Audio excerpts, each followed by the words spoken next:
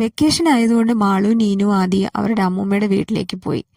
ഉച്ചയ്ക്ക് ശേഷം ഫ്രീ അല്ലേ, ശംഖുമുഖം ബീച്ചിലേക്ക് പോയാലോ ഏട്ടാന്ന് ചോദിച്ചപ്പോൾ ആ ശരി പോകാം എന്ന് പറഞ്ഞ് വളരെ ഉത്സാഹത്തോടെ CBR എടുത്ത് ഏട്ടനിറങ്ങി.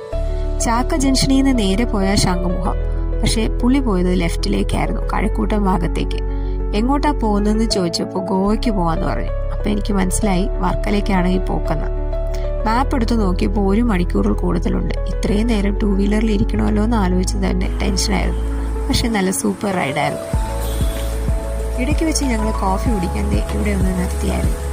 കോഫിയൊക്കെ കുടിച്ചതിന് ശേഷം വീണ്ടും ഞങ്ങൾ റൈഡ് സ്റ്റാർട്ട് ചെയ്തു.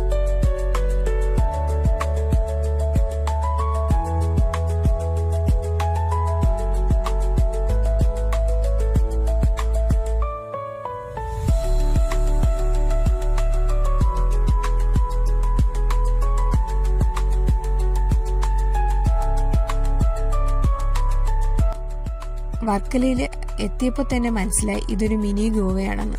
2 സൈഡും ഇഷ്ടംപോലെ ഹോം സ്റ്റേകളും കൊച്ചു റിസോർട്ടുകളും ഹോട്ടൽസും ഒക്കെയാണ്.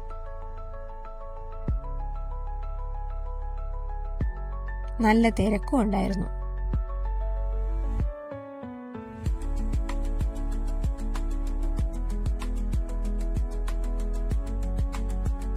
ഇഷ്ടംപോലെ പാർക്കിംഗ് ഫെസിലിറ്റി ഉണ്ട് കേട്ടോ. എന്നാൽ സ്വന്തം വണ്ടി വെക്കാൻ ഏറ്റവും സേഫ് ആണെന്ന് സ്വയം കൺവിൻസ് ആയ ഒരു സ്ഥലം അന്വേഷിച്ച് നടക്കുവാണ് ഏട്ടൻ.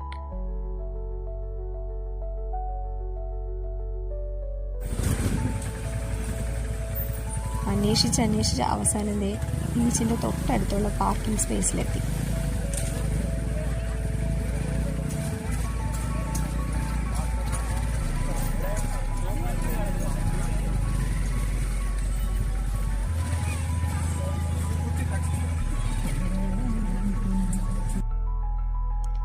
വണ്ടിയൊക്കെ പാർക്ക് ചെയ്ത ശേഷം ഇത്രയും സന്ധ്യ ആയതുകൊണ്ട് ഇങ്ങനെയാട്ടോ ബീച്ചിന്റെ വ്യൂ കിട്ടിയത്.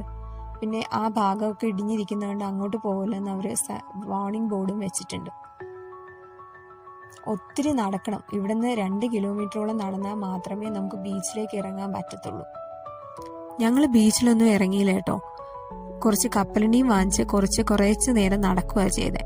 പിന്നെ കുറച്ച് നല്ല ഫോട്ടോസ് എടുത്തു. ഇവിടെ ഒത്തിരി നല്ല വെജിറ്റേറിയൻ നോൺ വെജിറ്റേറിയൻ റെസ്റ്റോറൻറ്റ്സ് ഉണ്ട്. ഒരു നോൺ വെജ് റെസ്റ്റോറൻറ്റിൽ കയറി ഫുഡും കഴിച്ചതിന് ശേഷം ഞങ്ങൾ തിരിച്ചുപോയി.